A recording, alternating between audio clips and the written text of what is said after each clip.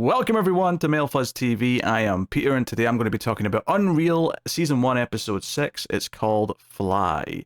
So spoilers for the episode as always, and this is a Patreon sponsored review, so thank you to Board Now for picking this show. So we've been teasing stuff with Mary for a couple of episodes now, particularly Shia going in and messing with her medication. Now someone pointed out in the comments, rightfully, that it's not so much that she was putting something there that would, it wasn't like another drug. She was just replacing it with something that did nothing. Shia was just removing her medication for her bipolar disorder to get her to loosen up, which is obviously dangerous, as we see by the end of this episode. And one of the things that runs throughout this episode is Shia constantly deflecting and projecting onto Rachel. Now, Rachel does some pretty heinous stuff in alignment with Quinn this episode to provoke reactions, to try and make a spicier episode. But there's so many times when Shia knows that things are worse than they should be because of what she's done. Both when Rachel asks her questions or has a conversation with her, when Mary's sister is asking her questions and is even saying, "Hey, I know my sister. Is she okay? Did she stop taking her meds because she's acting like she used to?" Or she recognizes the behavior, which I can believe. I've known people who are bipolar.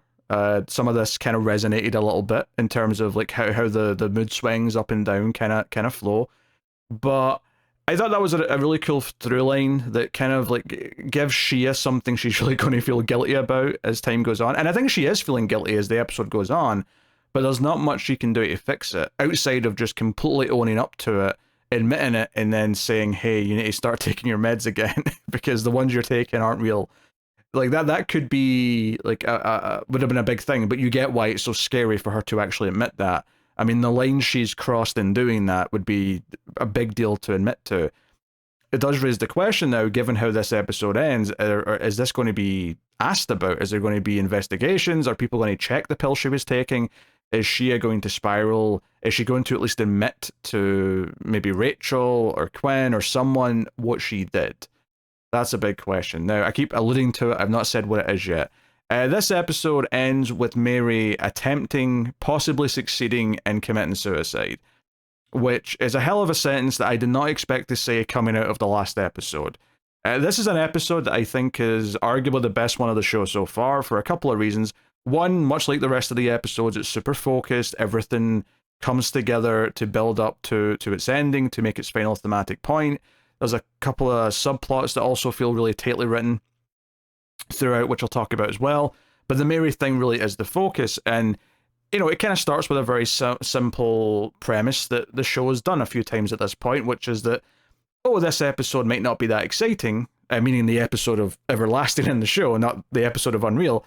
It may not be that exciting because it's going to be Mary focused, and Quinn's everyone's going to be bored. She's talking about bringing her daughter to meet Adam, which is what the planned activity for the day is, that they're having a family date where Adam meets her daughter, but also her sister and niece and nephew.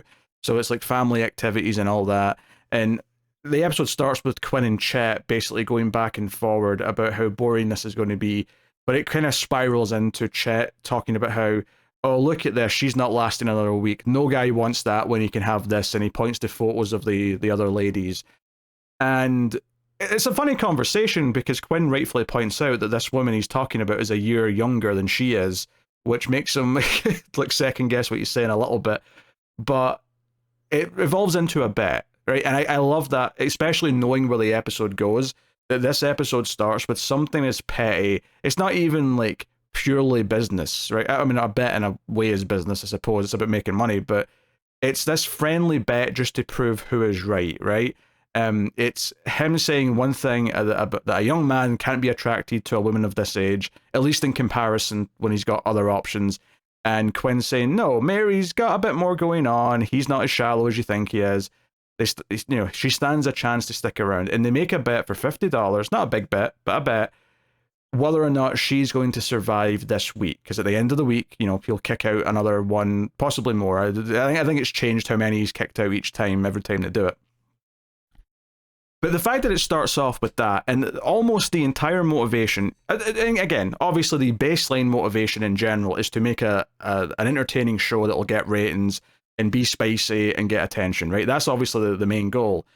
But that's almost like buried down a little bit this episode, where it becomes more about winning this bet.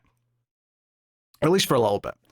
And Quinn takes Rachel aside and says, hey, you're now on this. You're co-producing Mary along with Shia.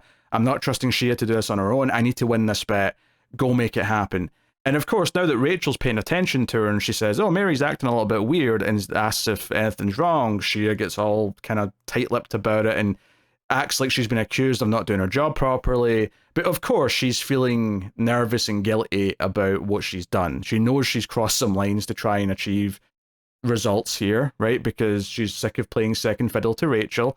And here's an example of why, of Rachel being shoved into like managing the same person because Quinn trusts her more. You know, like I think that's what's so good about the writing in this show, is that like the character motivations for why they're all doing whatever they're doing and who they trust and who they don't trust. Like Shia, I think, as a character, is going to feel very guilty after this episode, and I think we all as an audience think she should feel guilty. But you kind of like get her frustration. Like every time you think, or you maybe start to forget why she's pushing things in ways she shouldn't, you're kind of reminded of like how she feels in the moment because of how she's just disregarded to the side. She's trying to prove herself. It's very cutthroat, and she's trying to make her own name, and obviously it's leading to disastrous places. And you know, notably when the bet is made early on and Quinn high fives Rachel when she's like, oh, let's get it done, she says something like what was the line?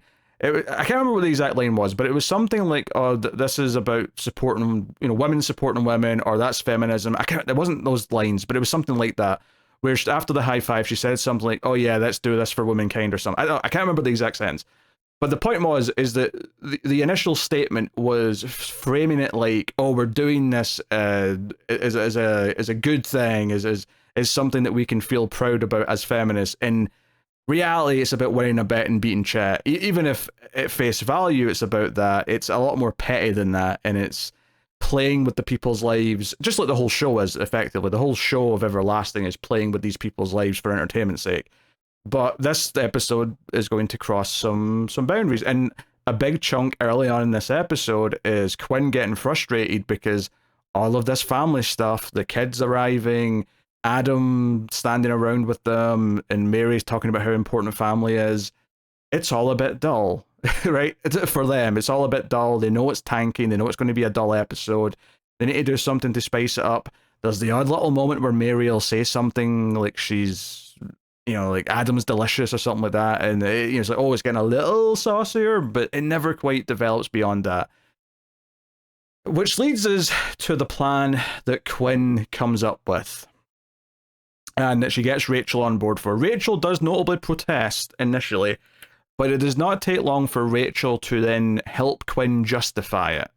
That was the big thing that stuck out to me about this. When Quinn gets the idea to bring in Mary's ex-husband, which the episode, from a writing perspective, does a really good job of reminding us of. In fact, on the interview scene that I was just kind of referring to there, when she said Adam was delicious, she also went on to have like a little moment where she kind of started complaining about her ex in a way that she never really talked about him before. She started kind of just pouring out emotions, which kind of feeds into the fact that she's off her meds and she's the inhibitions are down, and she's just kind of letting loose. And she starts like going out to talk about it as if he's a monster, and she kind of catches herself before she starts giving details. But it's a really neat little reminder for the audience, just to remind us that she had an abusive ex-husband, so it's fresh in her head. So when Quinn suggests, let's bring in the ex-husband, we, the audience, immediately know, oh no, that is a terrible idea. That is so manipulative, and arguably the worst thing that they've maybe done in the show so far. I'd have to go back and like double check episode 2, I think it was, with Anna's like dad dying, because there was definitely like some of the lines that were crossing in that one was pretty rough. But this one arguably crosses worse lines. At the very least, the consequences of the lines being crossed are much worse, obviously. That's not in debate by the end of the episode. So, but yeah, like I was saying, Rachel does say, oh no, we shouldn't do that. But very quickly she's like, now that you mention it, I did read something about how confronting your abuser is good therapy. and like, yeah, we're helping her. Yeah, we're helping her. Like they do that thing where they start to convince themselves and justify it to themselves. And it's so plain and thinly veiled. Like as the audience, we can see that they're making excuses, but we know this is wrong. And deep down they know it's wrong, which is why they're making these justifications to try and make it click with them, to make it feel like they're not monsters. We're doing this to help Mary. This is good for Mary. So I think from that point on, the episode's got a fire. Because from that moment on, it feels like, okay, things are going to bubble up. There's going to be big fallout from this. And sure enough, yeah, like Rachel brings in the husband. She tracks him down. He arrives. And he seems like, he wants to like genuinely talk to his ex-wife, talk about his daughter, because he's not seen her in however long, and try and like make some amends. I mean, how far he wants to go with it's unclear, but like he seems to want to make an effort. But of course, the whole plan here is that when he shows up and has a confrontation with Mary, they're going to make Adam look like the hero by coming out and like sticking up for her, taking her side, and therefore he will feel compelled to not get rid of her this week, because it will look really bad on him if he gets rid of the woman who was like, kind of confronted by her abusive ex and whatnot. He'd look kind of like a weird monster if he stuck up for her and then got rid of her in the very next vote. So again, it comes back to, this was done to some extent, not all of it, again, some of it's about making an entertaining show, but to some extent it was about winning a bet against Chet. It was about ensuring that he would not get rid of her at the end of this episode. And it does not go well, needless to say. There's a lot of great details in this scene as it plays out. Very quickly it's clear that, both Mary and her ex-husband just start shouting over each other. He's trying to say a bunch of things. She doesn't want to hear it. She thinks this is awful and monstrous that he's even here. He thinks it's awful that, their daughter is here, because the daughter runs in at one point and she's like, how dare you, bring my daughter on here without permission. And she's like, I wanted our daughter to meet Adam. And it's like, you wanted our daughter to meet this guy? And, it escalates from there. But some of the things that I really liked here, right? Obviously, yes, you've got a moment where he does start to get a little bit more rough. Adam steps in and tries to stop him. He gets punched and knocked to the ground. At this point, Rachel and everyone's like calling for help and security. A couple of the stagehands try to grab him. And probably my favorite moment of the whole thing, though, is the moment where the ex-husband locks eyes with Rachel and starts going towards her. And I think what I liked about this moment is that obviously there's something great that kind of comes out of this as well from Jeremy's side of the story. But just the fact that, like, obviously we know it's not her alone who is responsible for what's happened here, right? She's obviously been the one orchestrating it. We know Quinn's behind it as well. We know the entire system that's here is kind of there to influence this kind of thing. But certainly Rachel is a big part of it. She's always manipulating people like this to get results. She's very good at it. And to this guy in particular, she is the face of this. She is the one who called him. She's the one that greeted him at the door and explained that this was a good idea. And he's basically realized that he was brought on here to create this big confrontational scene.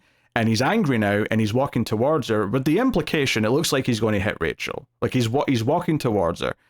And that fear, as she's like saying over the walkie-talkie, please, can we get help in here? Can the security come in here right now?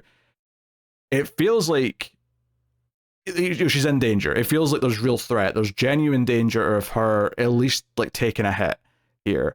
And of course, the part of it that gets interesting from like the other subplot is that Jeremy throws down his camera, jumps in, and like punches the guy and like pins him to the ground. And that's the sort of the irony of the writing, which is really good actually, is that they orchestrated this whole ordeal to make Adam look like a hero to Mary and to the audience, but Jeremy ended up being a hero for Rachel, which of course his fiancée also sees all of and is very conflicted about seeing her soon-to-be husband. What's her name? Lizzie, I think her name is.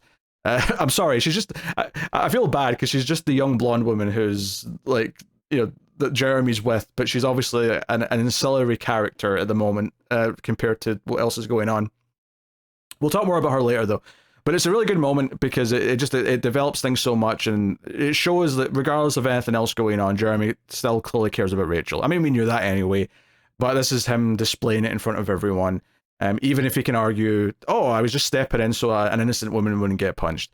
Obviously, that would be a completely fair argument to make, but you know, still, there's truth here to the concern on Lizzie's face as she sees this play out. So I thought all of this was very good. It felt like a big scene. It felt like Rachel, for a second, was about to face real consequences for the way she'd manipulated the situation. And arguably she still does to an extent at the end, just not through violence to herself. But of course, we know that Shia should feel especially responsible at the end. We don't get to see her reaction at the end. Maybe we get a quick look at her face, like her shocked face.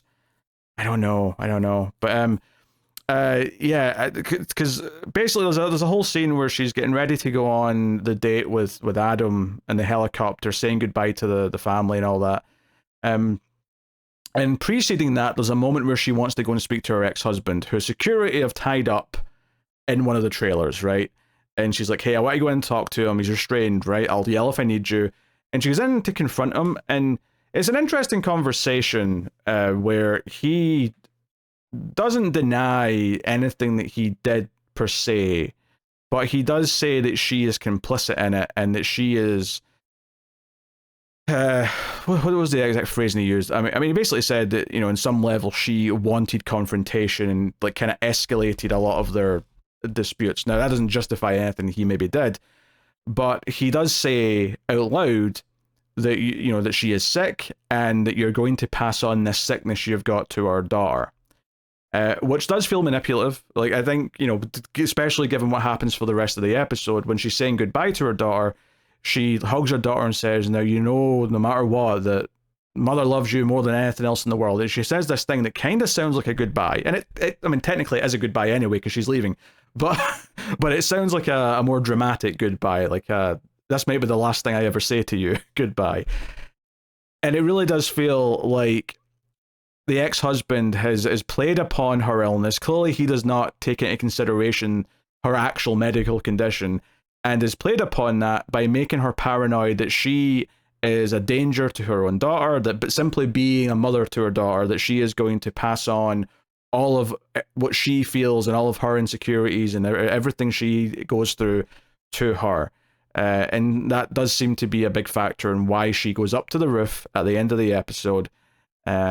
And it seems like she'd made that choice. And I think that's what's truly dark about this, is that it feels like the ex-husband's like final blow, as it were, was to basically, even though, you know, you can argue if he was trying to get this kind of result, but it seems like what he said to her has convinced her that she should, you know, take herself out of the equation. And it's super dark. Like, this episode gets absurdly dark. It's by far the darkest like few minutes of the entire TV show, and it's had some dark spots here or there in terms of like, you know, the moral or ethical side kind of going down low. But this moment, or all these little moments like towards the end with the ex-husband, and then the goodbye to the daughter, and then the final thing, because even when she's up on the roof and Rachel goes running up and tries to talk to her, like, I genuinely didn't think she was going to jump. I thought this would probably be the end of her on the show. At the end of her story would be, she gets talked down from here, but obviously we can't keep her on as a contestant after this. She has to go home. But she does. She goes. And it was actually kind of shocking that they did that. You know, she seems to be dead. They might say that she does just barely survive. I mean, it's unknown. There was definitely blood. They're calling for an ambulance and whatever, but she's not moving and there's blood under her head. So, like, even if she has somehow survived, I mean, that's her time on the show done. Like, there's no way we're continuing with her as a contestant. I can't imagine. And I would, you know, lean towards death, but honestly, I could see them saying either or next episode. I really could. I genuinely don't know. Which is, you know, it's keeping me on my toes, which is good. I mean, this entire outcome, well, I expected consequences for her being off her medication. This definitely went a good step further than I was expecting. Definitely a step further than Shia was expecting. And I think her story arc, or her reaction to this next episode, is probably going to be very, very fascinating to watch. and I expect it to be a big part of the next episode for sure.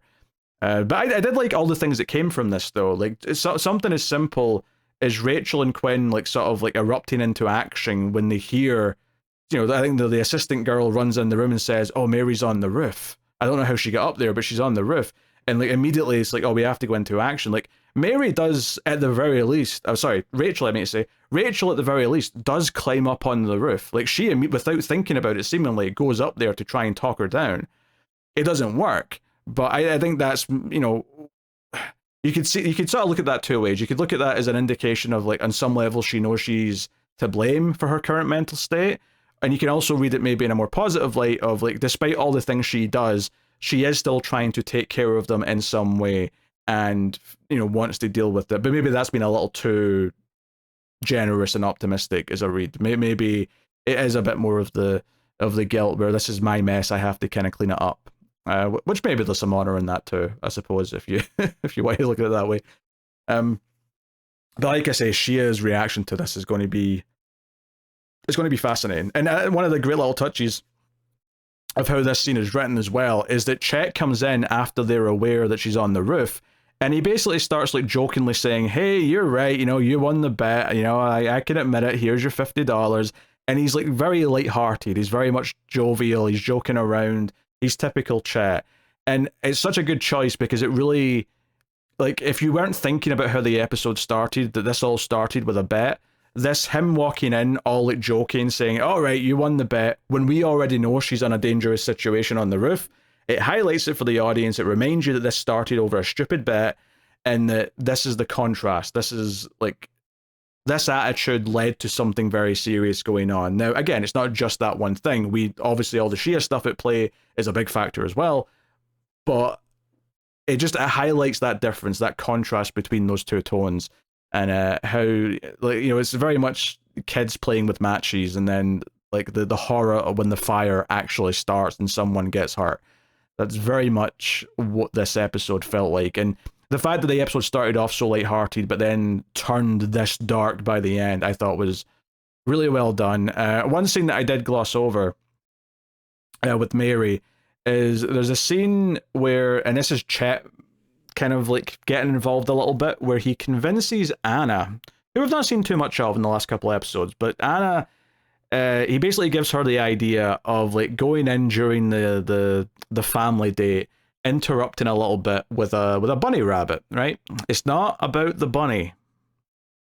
It's not about the bunny.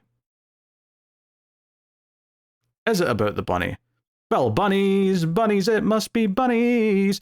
I'm so sorry. I just did like an extended Twin Peaks reference and rolled right into a Buffy the Vampire Slayer reference. At least the last one's relevant because Martin Oxon's involved in the show. Anyway, there's a bunny rabbit, which Chet brings to set, and it's basically just an excuse for Anna to walk in with the bunny so the kids can go, "Oh, it's a bunny rabbit," and they want to pet the rabbit and whatever.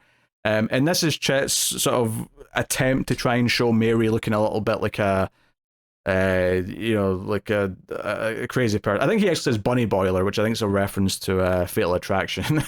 But yeah, Mary immediately goes, "What are you doing here? This is my day. This is my time. Get off. Get piss off, Anna." And gets really serious and, does come off a little unhinged.